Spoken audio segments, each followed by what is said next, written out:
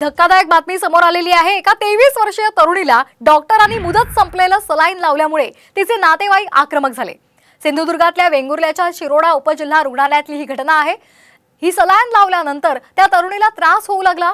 यावरून नातेवाईक तसंच शिरोडा सरपंचांसह ग्रामस्थांनी वैद्यकीय अधिकाऱ्यांना धारेवर धरलं। संबंधितांवर कठोर कारवाई करावी अशी मागणी सुद्धा केलेली आहे।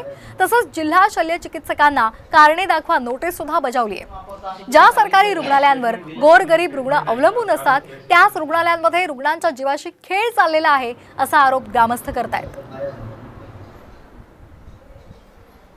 त्या नर्सची चुकी होती। नर्सने सलाईन लावण्या अगोदर ते सलाईन बघितलं पाहिजे होतं, कारण सलाईनवर पूर्णत्व मोठ्या अक्षरात लिहिलं होतं की फेब्रुवारी 2024।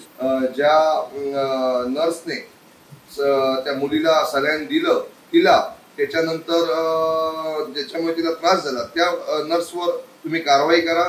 त्यानंतर संबंधित त्या मेडिसिन डिपार्टमेंटची जी इंचार्ज होती तिच्यावर इन्क्वायरी करा। त्याच्यानंतर जिने पुरावे नष्ट करण्याचे प्रयत्न केले तिच्यावरही कारवाई करण्याची मागणी आम्ही ग्रामस्थांच्या वतीने केली।